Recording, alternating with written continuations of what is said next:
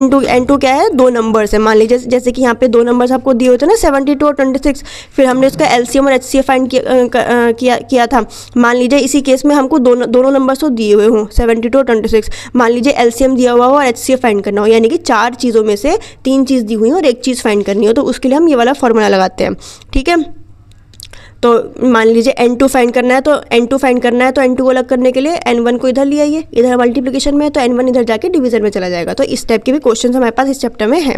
ठीक है, नेक्स्ट एक इस तरह का क्वेश्चन है कि मान लीजिए एक सर्कुलर हमारे पास एक फील्ड है, ठीक है, और दो लोग हैं, वो सेम पॉइंट से स्टार्ट कर रहे हैं और सेम डायरेक्शन में सेम टाइम पर स्टार्ट कर रहे हैं। ये एक राउंड लगा रहा है t1 टाइम में, ये एक राउंड लगा रहा है t2 टाइम में, दोनों का टाइम भी दिया हुआ है। तो ये स्टार्टिंग पॉइंट पे कब मीट करेंगे, किस टाइम पे मीट करेंगे। ठीक है, तो इसमें मीट करने का क्या फॉर्मूला होता है, एलसीएम होता है t1 और t2 का, यानी कि जो भी दोनों का टाइम दिया हुआ है गिवन है क्वेश्चन में, ये इतने टाइम में पूरा एक राउंड मार रहे हैं, उन दोनों टाइम का हमको एलसीएम निकाल लेंगे तो वो हमारा उनकी मीटिंग जो टाइम है वो हमारे पास आ जाएगा। लेकिन इस चीज़ में बच्चे क्या गलती करते हैं, उनको ये तो याद रहता है कि एलसीएम निकालना है, लेकिन टाइम का एलसीएम निकालना है, किस चीज़ का निकालना है वो ध्यान नहीं रहता। मान लीजिए कई बार क्या होता है एग्जाम में टाइम ना दे के स्पीड दे दी गई होती है कि मान लो एक की स्पीड s1 है, एक की स्पीड s2 है, और जो टोटल डिस्टेंस है मान लीजिए 250 मीटर है, जो ग्राउंड की जो सर्कमफेरेंस है वो 250 मीटर है और दोनों की स्पीड दी हुई है। तो बच्चे क्या करते हैं कि स्पीड का एलसीएम निकाल लेते हैं, लेकिन स्पीड का एलसीएम नहीं निकालना, हमको टाइम का एलसीएम निकालना है।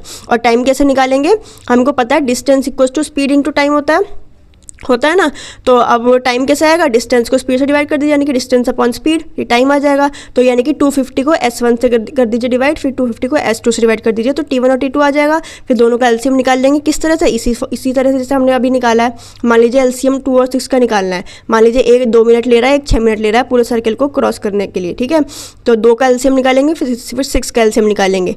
क्या कॉमन आया अपने पास, यहाँ पे 2 कॉमन आया, 2 एक ही बार लिखेंगे, फिर बाकी छुटपुट के नंबर 3 यहाँ पे ले आए, तो 2 3 6 इनका एलसीएम आ गया। तो यानी कि 6 मिनट में ये दोनों मीट करेंगे।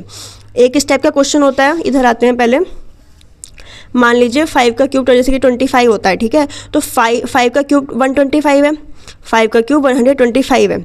अब क्यूब भूल जाइए, 5 पर ध्यान दीजिए। तो 5 के जो प्राइम फैक्टराइजेशन है, यानी कि इसमें जितने भी नंबर्स आएंगे, जैसे कि मान लीजिए 1 नंबर है, ठीक है, मान लीजिए 5 नंबर है, ठीक है, 5 के प्राइम फैक्टराइजेशन में 5 ही आ रहा है। तो जो फैक्टर्स यहाँ पर आ रहे हैं ना, वही सेम फैक्टर्स इतने बड़े नंबर के भी प्राइम फैक्टराइजेशन में आएंगे। 125 का निकालेंगे, 5 5 25, 5 2 10, 5 5 25, 5 5 25, 5 1 5, देख लीजिए 5 ही तो आ रहा है ना, सेम आ रहा है, यानी कि देयरफॉर